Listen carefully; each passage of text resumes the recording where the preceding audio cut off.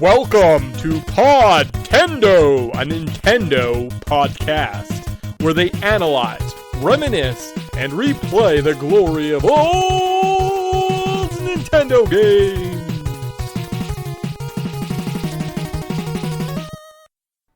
Hey guys, welcome! We're in the Podtendo show. It's our year-end review show. That was a terrible intro. Podtendo, we're a review, pop culture. We talk about old video games. I'm Mick. Retrospective Let's Play show. Yeah, I'm Tyson. Perfect. This is our year-end special. So for probably almost 10 years now, you could probably go back and we could probably listen to. I didn't before this show. Basically, I talk about every year. We kind of do like a little clip show, right? This kind of harkens back to those fun, I say like the moments kind of pre-Christmas, post-Christmas when you're a kid. You're hanging out with lots of family. What's on TV all the time? Year-end shows, reviews. Let's look back at the year that was, and that's what we're going to do on today's show as I sit here with like a pony, because I'm a little hoarse. Great Simpsons joke. That was a good one. Yeah, it was why didn't the pony want to sing Christmas carols? Well, he's a little hoarse. So that's my Christmas joke. You're welcome. And you're welcome for 2025 year in review show. So we're going to break down some categories for you guys, go through some sections, and then talk a little bit about us at the end. So we kind of had a big year. This was our 10-year anniversary. So we had, is next year our 10-year anniversary? I think this is our 10-year anniversary. That's why we did top 10s all year long. Oh, yeah. Well, it's like in honor of our 10th season. So we started our 10th season. So as of May next year of 2026, we'll be doing this for 10 years. Crazy, yo. We did a big show, 150, celebrated, look back at, I think almost every show, a little bit more in depth into the last 50. So this one, though, we're just going to focus on just kind of what we did this year. And like Tyson mentioned, a lot of top 10s. So a lot of top 10s, and probably the next podcast you're listening to is probably a top 10. So that's fun. I was looking at our schedule at one point, and I looked and I was like, well, that's a fun way to spend January. Cool, we'll do that. Let's start at the top, though. We got to do this, guys. Boring. It's so boring. I hate the news. I'm so old people thing. What are the top news stories of 2025? Was it the tariffs? Was it the killings? I think there was a couple assassinations. We had the Canadian election. The word of the year this year was 6-7. There was like a hurricane. And I said, I think I'm at the age when I've experienced so much that I've said enough. And I just don't pay attention to the news. Yeah, like every day there's new garbage. Like we live in a dystopian timeline. This is the darkest timeline. Soon everything's gonna be cyberpunk with AI and garbage. So who knows? Who cares? I'm sticking to the positives. Yeah. Sorry, I had a thing. Anyways, I will talk about that later. My wife's asked me a question. So did you pick a news story? Sorry. No. I mean, for me, it's AI. Oh, AI sure. is the big boom in AI. Like AI's everywhere. It's going to replace all our jobs. Yeah. I think I told this story about how I went to one of my work conferences, and we had a whole chat about it. And like, you know what? I'm not really too scared of AI because I know AI can be very stupid. And who knows, maybe because of AI, we end up having to connect more as people and get like, they can spoof your face, they can spoof your voice. So face-to-face interactions are going to be even more important in the future. True. So. Yeah.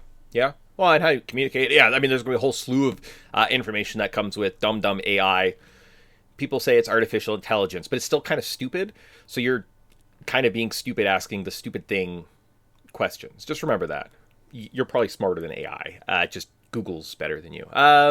Mine is probably going to be, I think, actually, I'm going to go with the Canadian election, which because it kind of ties into just the top story. I'll mention just the tariffs between the U.S. and Canada. That took all of the news for months and months and months. And when Donald Trump would say, I'm going to raise toilet paper, there was a lot of fucking people I saw running out and buying toilet paper. And I was like, wow, it's almost like he's proving that he's a commercial. Huh. He can say something and you just go out and buy the products. Wow. It's like It's like some type of advertising is happening in politics. Wow. I mean, that Oh, being said, or uh, market manipulation, it, where it's like Intel's struggling, and then a bunch of insiders buy a bunch of Intel stock, and then all of a sudden it shoots up $10 because like the U.S. government says, "Oh, but we're gonna buy some Intel." And it's like that's very suspicious that all those a bunch of insider trading happened about a week when it hit the like rock bottom, and then all of a sudden now it's higher. there's like some stories because gambling's now legalized in sports. That's kind of a big part of sports, and there's some suspensions going on in basketball with these guys who are essentially been like, "Yeah, this guy's gonna get under his rebounds tonight," and then would just not play him, and the coach would make money off of betting unders on players and just not playing them. Cool. They were like, they're getting suspended and like may not be able to work in the NBA anymore. And so his response was like, that's basically how politics in the stock market works. So if that's illegal, everyone could be in a lot of trouble. And I was like, yeah, true. Anyways, but that was not the point I was trying to get to. The one point I was actually trying to get to, and it's something I'm actually quite not proud of, but the fact that Canada, there was something like at least 20 worldwide elections that we've seen the president or the government flip. So the incumbent government got exceeded based on just they were probably in power during COVID. People don't like what happened during COVID, don't like how situations were handled. Across the board, political parties were flipping around the world, right? Very few cases. We had a very bad probably government coming into place that probably wasn't going to be super helpful. And I'm very proud as Canadians that we voted with our minds and not just like our heart and kind of vitriol, and stayed at least a liberal, even though it's a minority government. Keeping that intact, I think, was important, right? Than what the alternative was, because it was getting like United States level kind of bad. So I'm thankful for that, and that's my top news story of the year. Yeah, no, that's a good one. Like, I find it actually very interesting, and yes, the Liberal Party won, but we chose a conservative leader. It's like, well, this is I feel like we're drifting slowly to the center to try to capture as many people as we can. So, and we're even seeing a few politicians walk across the floor. I don't think I've ever seen this many politicians. Like, it's only was 2, maybe 3 so far. But it's like, man, this doesn't usually happen. This is usually like a very one-off thing. So, very interesting. Very, very interesting. So, Canada politics maybe is not as toxic as the rest of the world, but I know everybody likes to kind of dump on Canada and say Canada's a terrible place. I'm like, I'm proud to be Canadian this year. Yeah, and that's kind of my news story. It's like, well, and like I'd say recently in years past, we have issues. Like we have universal healthcare that doesn't work because it's just kind of a broken system. Right? Like it's not the best. Like free public healthcare sounds great in principle, but when people can't get healthcare, that's where the issue lies. And that's kind of what we're facing right now. And there's some other issues, and there's just lots. It wasn't getting great. And yeah, it's one of those things where I'm a bit prouder, like the Olympics next year, maybe I will buy a jersey and like Dawn Canada on my chest. Because there was a while there where I was like, I'm not sure. Now I do live in Alberta, and we got the World Cup. Yeah, and I'm not proud of that. So, but anyways, that was the longest we ever spent on a news story. Gross. Top sports stories. This one will probably be fast. Was it the Eagles Super Bowl, or the OKC NBA champions, or the Panthers Stanley Cup, or the Dodgers World Series? I mean, obviously with baseball. Game 7, like, the Blue Jays from Canada went to the World Series against the Dodgers. Tyson's favorite team, and actually my buddy Shane's favorite team, and him and his son Grady, also big like Ohtani Dodgers fans. And the weeks leading up to the World Series, they went and got a bunch of Jays stuff because they're like, we're just not going to wear our hats for a little while. It seems too I raw. did the exact same thing. I laughed. I might, in fact, get like yelled at. So I'm just going to go get some Blue Jays hats and play undercover, because the Blue Jays are literally my second favorite team. So no matter who won the World Series, I was genuinely happy. Oh, I felt the same way watching like the Seattle Blue Jays. Like that's like I love Seattle. Seattle's a great city. I love that part of the country. Like if I could live there, that area of the world, awesome. So I was like, I like the Blue Jays. I like Seattle. Great, cool, right? They're probably gonna lose to the Dodgers anyways. That was kind of my mentality, so it was good. But it was just super fun. Halloween, or no, it was November 1st, so the night after Halloween, we had a bunch of people over watching Game 7, and one of the girls that was watching, she kind of like she was like making some comment about, the big guys with the arms, the big bicep guys. She made some comment about them as one of the Dodgers when they tied it. And she like felt terrible. She's like, "Oh fuck!" And like her face was like, well, she felt embarrassed. And she talked, and something happened, right? So when it was close at the ninth, I'm like, "Guys, I think we're ready." And I pulled out the champagne and I put it, and I was like, "I swear I'm not jinxing us." And I was like, "Oh, I guess I jinxed us." But at least that way, everyone was like giving me a hard time instead of like the poor girl. I was like, "Oh, sorry." Yeah. Like, like nothing's happening. It's a boring game, and you talk, and then something happens, and you're like, "Fuck me, god damn it."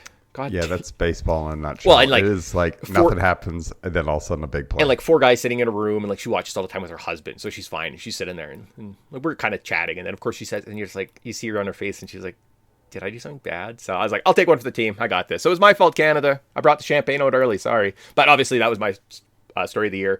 Super fun fall, and yeah, hopefully it continues. I bet you they made lots of money. So if I was an investor in Rogers, I'd be like, let's put more money in this baseball team and do that again, because that was great. I think it's still partly owned by Bell and Rogers. No, the Blue Jays is just Rogers. It's always been Rogers. You're thinking of the Maple Leafs, Toronto Maple Leaf Sports Entertainment. I think that was a dual partnership. Yes, but don't the Maple Leaf Sports Entertainment own the Jays? No, I think Jays are Rogers exclusive. Oh, okay. Yeah.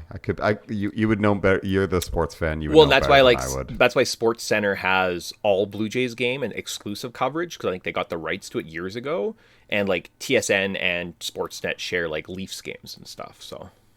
Got you. Man, this top of this podcast fucking sucks. I am so sorry. That was the boringest conversation. Unless you like baseball or news.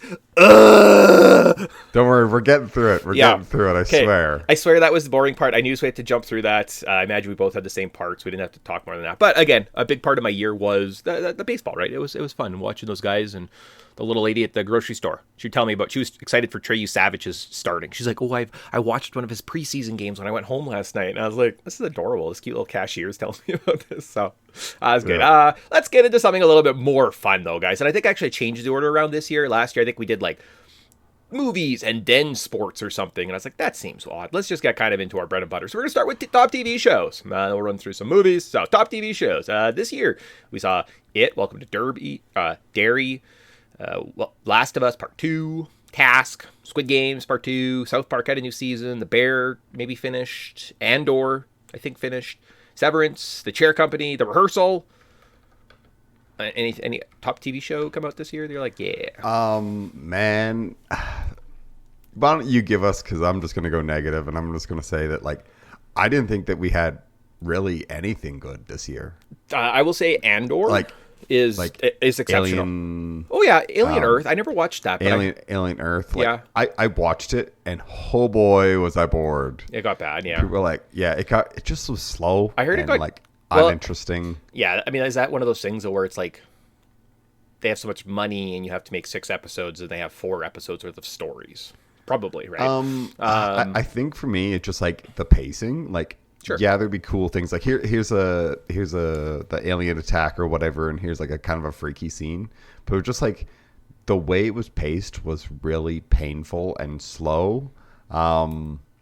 I mean, I tried to watch It, Welcome to Derry, and I was just like, man, as a Stephen King fan, I like usually this should be right up my alley. I think I got like 3-4 episodes in before I was like, I really don't care. None of this is interesting. None of this is like visually striking. None of this is like saying or doing anything. So for me, it was South Park. South Park this year, I think they actually like started to kind of really get themselves in a better place moving forward. I feel like this was a bit of a cleanup year for them, and they had some funny jokes or whatever. And South Park, easily the best one. We're recording this before Fallout came out, and that would have probably been my show of the year because I really like the Fallout TV show, and I'm excited to see where they take it. So that one's probably like an honorable mention. I know it's not even out yet, but I'm like, I have a sneaking suspicion this is going to be one of the best shows that I've seen this year. Okay, sweet. So giving it to South Park. Cool. I will throw a hat in the ring for Andor. I think Andor was done exceptionally well. They told kind of the dark, gritty story of Star Wars, right? They kind of took that tone of Rogue One and kind of really dove into a bit more of a fleshed out world. The first season was okay, had some moments, and I think the second season, it has to do with the mining of a planet and how the Empire kind of used fake news to cause like protesting and unrest so that they could take over a society, like it hit a lot of close to home, and like there was lots of poignant places where I'm like, are they talking about Star Wars? Is that just a blatant one-for-one comparison of what's going on in the world today? I think it was done pretty well. Like, if you haven't given it a chance, that's a fun one where you could sit down in the Star Wars universe and you're like, holy fuck, that was pretty good, right? Good performances. It does unfortunately lead into Rogue One, so that's kind of the bad thing where you're like, I guess I have to watch that now. Sucks. And Rogue One, like in comparison, looks fucking terrible. Not that it was great before. But obviously my favorite person maybe ever is Nathan Fielder, the man who makes just awkwardness. He's the king of awkwardness. He knows how to make it funny, entertaining. Yeah. The Rehearsal Part 2, Season 2 that came out this year is one of the... I don't even know what it was, guys. Like, I honestly don't know what was happening. Like, it's like he got a bunch of money and made an awkward show about him getting his pilot license. And he made HBO pay. He got HBO to pay for him to get a pilot license. That was the point of the show. It's awesome. I love it. I love his awkward comments. I love just the style of comedy that Nathan Fielder has brought to the table. Right. I think he's done excellent work. Of course, he's a Canadian guy. We're fucking hilarious. So that's my hands down best. Like, it's great. I wish he could keep doing these projects. Right. Give him a big budget. Let him do something weird every kind of couple years and just release these big, awkward, unsettling experiences for you to kind of get at your home. I think it's great. I think that's probably the, like, pound for pound, the single greatest, most creative thing we have on television. Yeah, and I mean, I'll also give like an honorable mention to like the Tim Robinson's The Chair Company. He's another one of those guys that does like a really like awkward kind of funny, very much so, humor, and like, I love very like obscure and out there. And I love that stuff. I love. I think you should leave. So yeah, I've been watching The Chair Company. The only problem is there's so many actors, like the guys that obviously he likes, his guys he likes working with, from that show, or from I Think You Should Leave, it comes into The Chair Company, and they do these like freaking bits, and I'm like, what the hell are you doing? But yeah, he was in a show with Friendship. That was a movie that came out this year with Paul Rudd. And Tim Robbins. Yeah, I didn't like it. I thought it was super awkward and like it doesn't really get anywhere.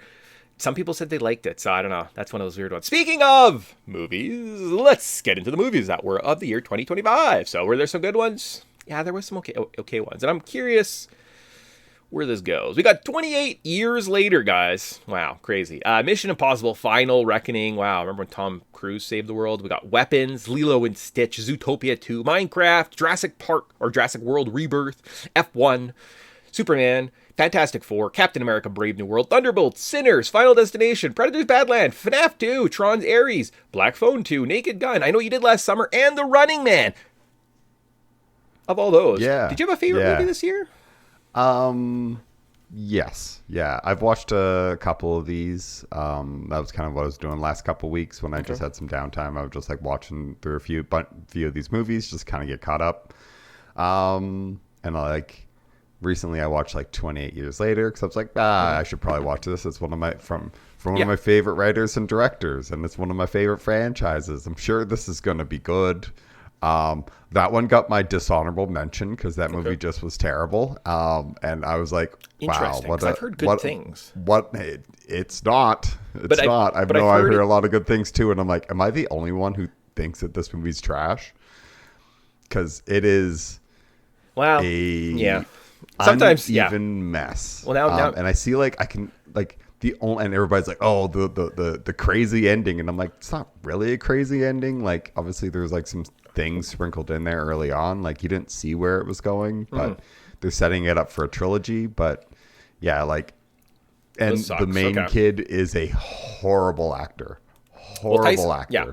So if you haven't listened to us before, we have talked movies. Sometimes we can get divisive. Tyson, I find, sometimes craps on things a little bit more. So I'm disappointed I haven't watched, because I'd love to have a conversation, a discussion with you, but I can't. So I'm just going to say, okay. That sucks. Yeah. I hope it's better. I hope the next ones. They're doing a trilogy. Yeah, but I think Cillian Murphy's genuinely coming was involved, like, and they're hoping to get Danny Boyle yes. back on the project. So yeah, I think like in theory it might be like, oh, the third Maybe one it's was good he's not there. Maybe it's good he's not there. Yeah. I genuinely was like, Danny Boyle was considered like, going into that movie like, oh yeah, he's one of my favorite directors. Going out of that movie, I was like, I think I don't like Danny Boyle as a director anymore. Yeah, I but think I don't like. But you like say that, but it's not the director's fault. Like, movies aren't made because a director has a singular vision.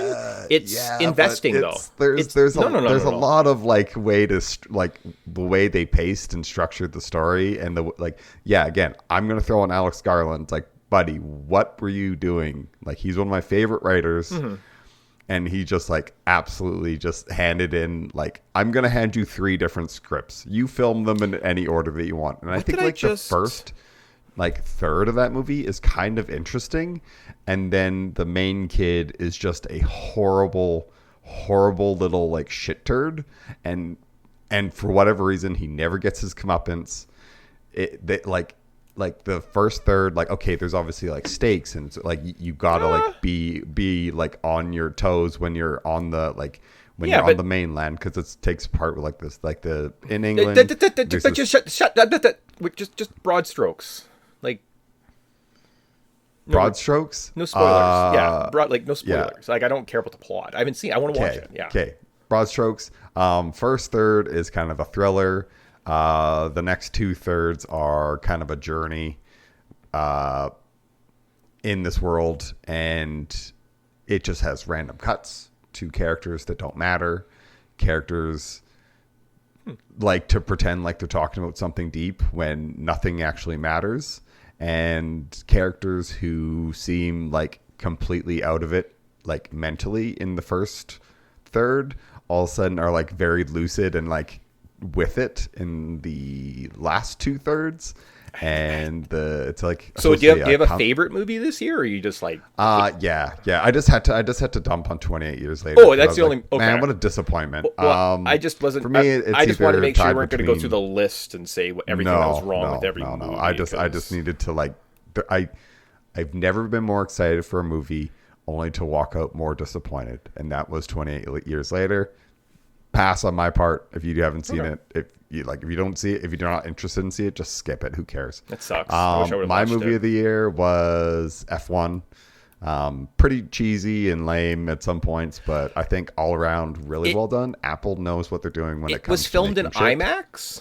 I heard that watching it in IMAX was one of the most visually stunning experiences you could have.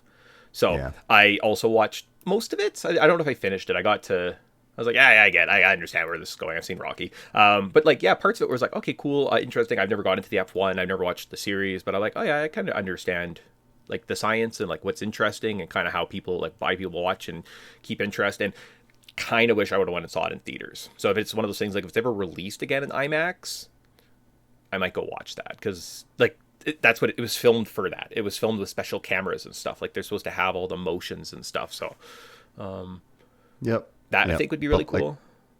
Like, F1's definitely my choice. Kind of the runner-up was Superman. I really enjoyed that movie. So. We also just watched Superman. Yeah, way better than I thought. It wasn't over the top. I think that was probably the best portrayal of Superman ever in a movie. Since Christopher Reeves or whatever. Yeah, but he just had that sense of like vulnerability that I've been looking for. Yeah, Superman is invulnerable and can do everything, but when he like does everything easily, right? What was the big stupid handsome guy that was just Superman? That I was like, well, Henry Cavill doesn't have any weaknesses. Of course, no one could stop him, right? Like the opening scene is he throws 50 logs through a guy's truck, and I'm like, did no one hear that?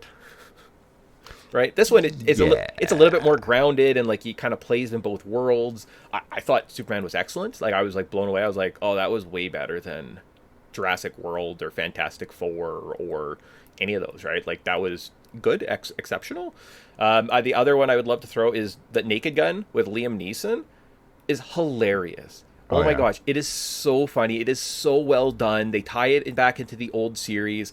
It is just done like incredibly. I laughed start to finish. There were so many funny parts, and I was like, that was a really good comedy. Like I'm sad that it wasn't a bigger hit, because like that was really, really, really well done.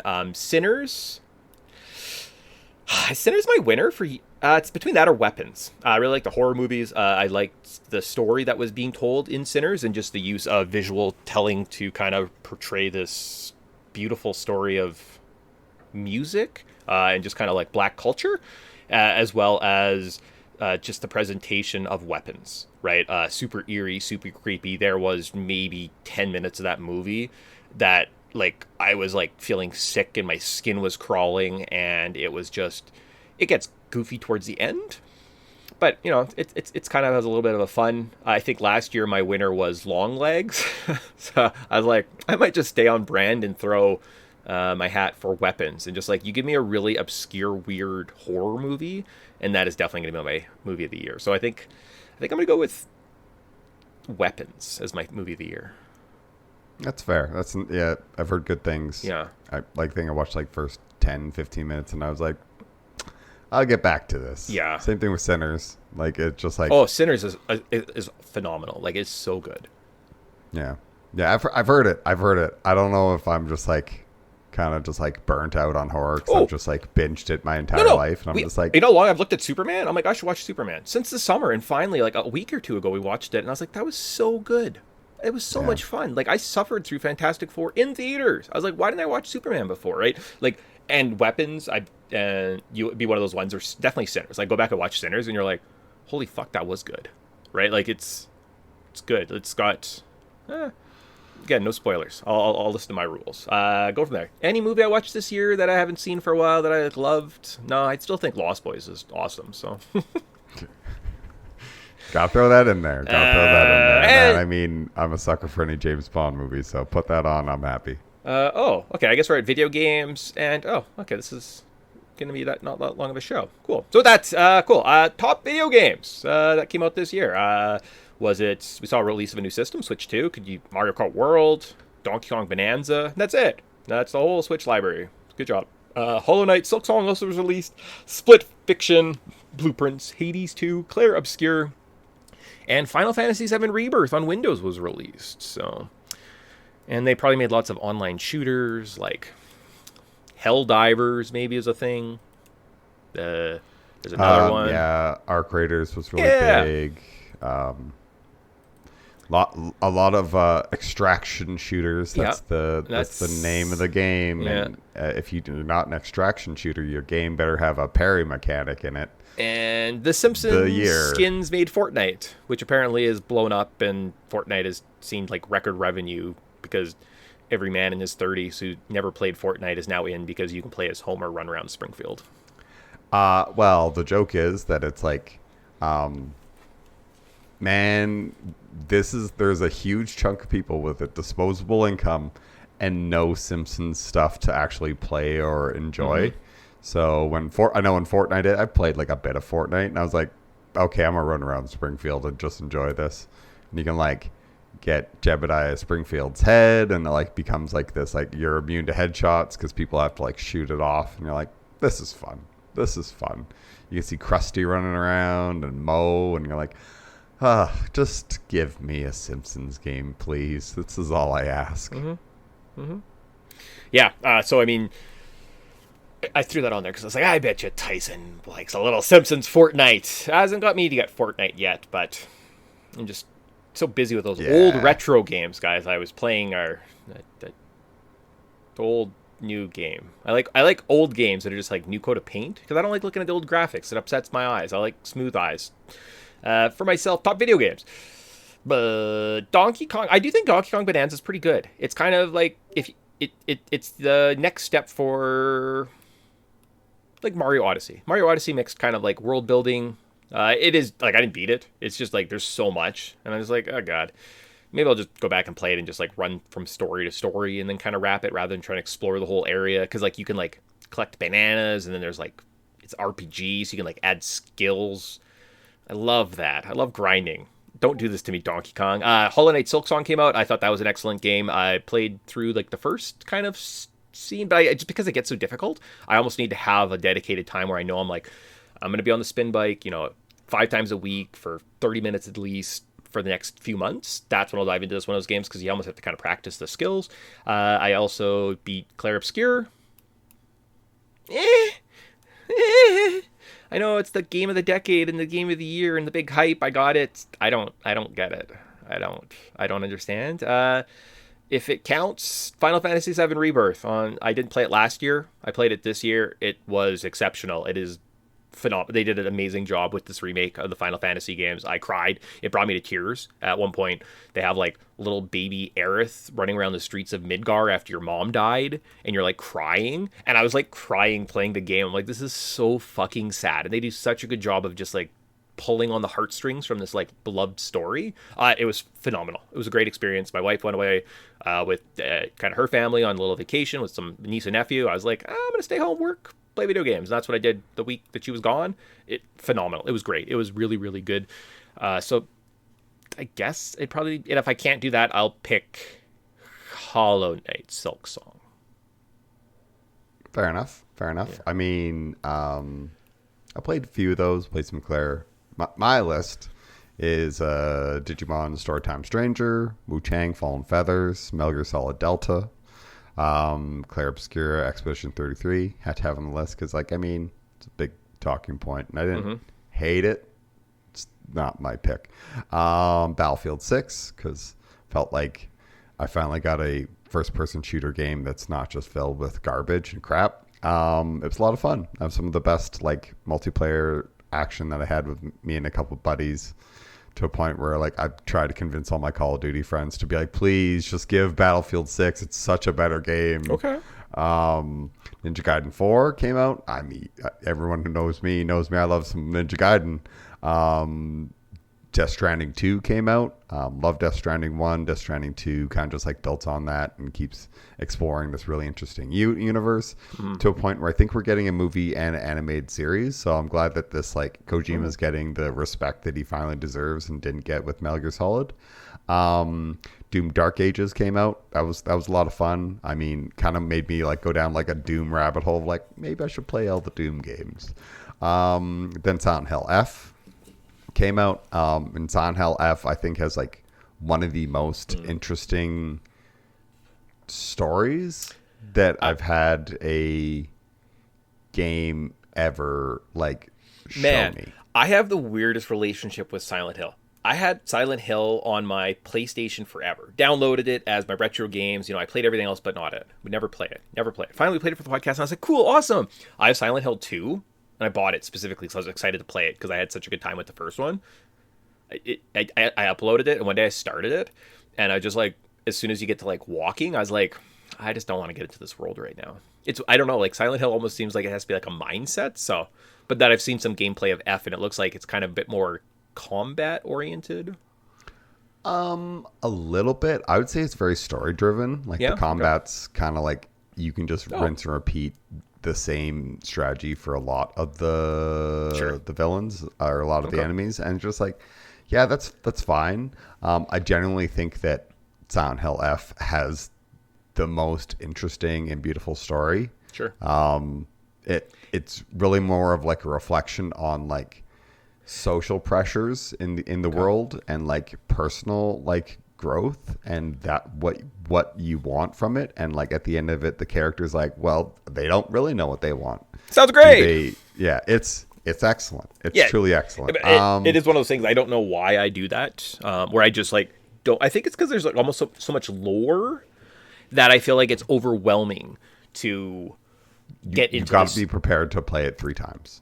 Well, or that's the thing. I'm like, or I've played a bunch, or now I'm like watching like hours of, and I was like, I don't know if I want to just dive that much into this world, right? So I think maybe that's what kind of holds me up is I kind of want it all, right? And if I like something, I'm going to get like all of it. So when there's a big series, it is hard for me to kind of start because I'm like, I don't want to consume everything. So what was your pick for Game of the Year?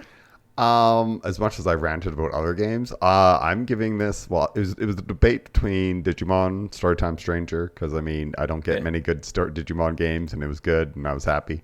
And Wu-Chang, kind of just a game I randomly picked up because it was a decent price, and a couple people saying that it was good. I think I put the most hours into Wu-Chang. Okay. It was.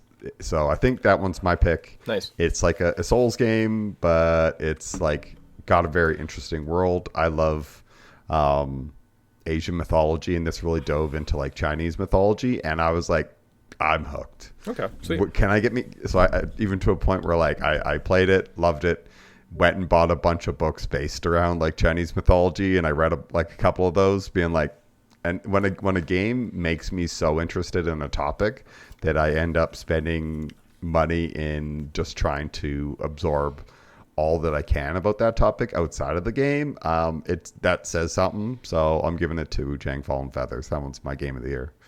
Yeah, I mean, I had that when I played, what game was that? Katamari back in the day. I really got into it, and it became a real big mess. Really wrecked my office. Oh yeah, you just started rolling things around. And If you don't know, that was a joke. Katamari Damacy is you play a little guy and you roll like a ball, and it just picks up everything in the world, and like the ball gets big enough that you end up like picking up the whole universe. Okay, that's why I made a mess. I couldn't think of any other gross. Well, I thought of some games that seemed gross, and I was like, well, I don't want to talk about that. Cool, awesome. So with that, we just have us. We just have us to talk about. Now you know what we liked about everything else in the world. I'm really bummed that 28 days late I didn't watch it. Damn it. No, when you watch it, I'll talk about it because it's still. That's what I mean. It's like stings. I would love to have a conversation with you about it, because like I'm like sitting here and I'm like, I don't fucking know anything. I was like, well, I can't have, like, you know what I mean? Like, I'm like, it's one sided. So, anyways, other than that, cool. Your favorite show of the year. So we didn't play any games as our side shows. Like I said, we did kind of top tens. Do you have a favorite top 10 list that we did? Not off the top of my head. I know there was a couple that made me laugh or whatever. So yeah, like what? Like Are You Afraid of the Dark? I think holds up. I think that was fun, kind of going back and like that. But they're all. I mean, those are the best things. Maybe my favorite one is the one we're doing next. Wink. Yeah. But we did play a bunch of games like Perfect Dark. Apparently, we played Star Wars Episode 1 Racer. I don't remember that. I don't remember that at all. That this year, clearly I'm blanking, but that was probably back in February. So yeah, so I was like, WWF No Mercy. How about SmackDown 2? Know Your Role. We played Metroid Prime, and then we got into Bomberman 64. We replayed Chrono Trigger, Four Swords Adventure for the GameCube. We played Mega Man 64, Bart's Nightmare, RE4. Dr. Mario 64, a lot of 64s. Mario Sunshine, and finally, we ended the year talking about the little dragon guy, Spyro. Yeah. Pretty fun year. I mean, some really good ones in here, and some like stinkers, like Bart's Nightmare. Man, that game sucks. Oh God, yeah. Just the but concept it's Simpsons related, so we'll punish ourselves to play it. See, Fortnite, we were here all along. The target audience has always existed. We played Bart's Nightmare. God, what's wrong with us? So, cool. Anyone's like Star Wars Racer. I'm glad it was also a blind spot. I remember playing Perfect Dark. I remember sitting down with wrestling. But yeah, it's like the Star Wars. I mean, I think because it's a racing game, and like it's so there's fast. Just not a lot. Like you like. Man, Sebulba always wins. See, I remember. You spend 2 hours in that game, and you're like, "Well, I beat it and unlocked everything." I platinumed it. That's like I only have 2 platinum trophies on my PlayStation account. One of them is Star Wars Episode 1 Pod Racer, because once you learn the trick of just set the money to first place gets all the money, then you just have so much money to spend on everything. There's no issues. Yeah, because you're always like, "Well, I'm going to try to get first." Anyways, so I'm sharing this money with a bunch of loser CPUs. Did have some bigger games like the RE4, right? That was like kind of one of the bigger ones. Sunshine. We did have a Zelda, but it was kind of a crappy Zelda. And maybe Metroid Prime. Those are probably the big ones. Other than that, for the most part, pretty good. I'm glad we hit a lot of these. I know next year we have a lot of good content lined up, so it might be a bit of a tougher kind of decision next year. I don't even know what my third. So win, place, show, I think is what we've done in the years past. We've kind of said, so what's your show would be third place, right? Second place and first place. For third place, I don't know. I kind of just peppered a bunch of stuff. I was like, is it Bomberman 64? Four Swords? Mega Man 64? I don't know. It was one of those. After thinking about it and sitting with them for a little bit, I think Mega Man 64. I think it's a kind of fun, fast experience that I had very weird nostalgia memories for, right? Like I remember playing the game as a kid, but it wasn't 100%. It was fun to kind of go back and just like, I don't know, sit in that world a little bit, kind of re-experience everything. So I think Mega Man 64 was probably my third place. Do you have like a third place show? I would game? also kind of echo Mega Man Okay. 64. Highly underrated. A lot of fun. Like, Did they announce Mega Man Legends is being released in the new year? I have no idea. I thought they were doing But like a Mega Man like collection. So like they'll have 64 and like Legends 2 available soon, apparently. I'm not sure. Capcom. Let me Google it. The Mega Man audience was always here. We were here for you the whole time. Legends. I don't know. I see lots of stuff, and I don't know if it's fake or not. Like people, like everything just looks professionally done, right? So I'm like, oh, cool. And I saw that, and I was like, ooh, okay. Number 2. Again, looking through this list, I was like, what stood out? I think I probably would have called this game of the year, like my favorite game that I think we played this year. I finally beat it. I'd played it before, but I finally beat it. For this show, and that was Metroid Prime. I think it's beautiful. I think it holds up. I think it's just, it's a first party Nintendo game that came out on the GameCube, and it's awesome. They did a phenomenal job. Maybe, like I said, there's a bit of sequence breaking at the beginning where if you get the jump boots earlier, it kind of opens the world up a little bit. Like, why am I giving you specifics on this game? I don't know. But Mega Man, Metroid Prime, I remember just having such a fun experience and wanting to return to the world. The sounds, the isolation, the great atmospheres, and the gameplay is probably like the worst part. But I think everything else about that world. So I'm going to put Metroid Prime as my second game. Looks like it's Mega Man Star Force Legacy Collection that does not have Legends. Okay, so maybe it was like. Maybe it was one of those like, hopefully this is what they announced tonight. And someone just made it. But hey, we got a Mega Man announced. Everyone can chill out again. So yeah. Just me and my Mega Man happy. Like, to be honest, I think that there's a lot of Mega Man fans that are just like, it sells well. We buy it every time it comes out. What more can we do? Please, Capcom. Please. My second place is Chrono Trigger. Great game. Amazing. A lot of fun. I can go back to it. It was just like, I hear that theme song and I just start bobbing my head being like, yeah, sick. This is some good SNES RPG action. Yeah, I mean, and that makes sense that's probably the second pick. I didn't finish it. Because we had the show, like it was just over the summer and I was busy and it wasn't a priority and I wasn't having a super fun time going back to it, right? And I think I kind of probably echoed that with me. If you go back and listen to those shows, I'm kind of sitting there and I'm like, I get it, but it's just not for me. It's missing something, right? Something just doesn't tickle it. So that's why I went with Metroid Prime over it. And then number 1, I went with RE4 because RE4 is awesome. And ever since we played that game, I've thought about it. I've went back and played the remake on the PS5 that I didn't play, that you had played.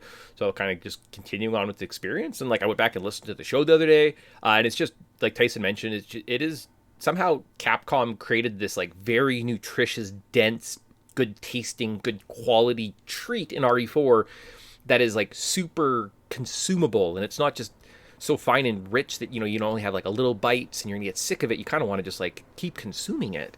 And that's what RE4 almost feels like, where once you're done, you're like, yeah, I could play again. And I think it's just because every part of the game is fun. And sometimes you have to remember that when you make a game. Sometimes it's just supposed to be fun. Sometimes I don't need a giant open world that I can just lazily run around and like, hey, collect all the gems. You gotta collect all the gems. Why? Well, you should collect them all.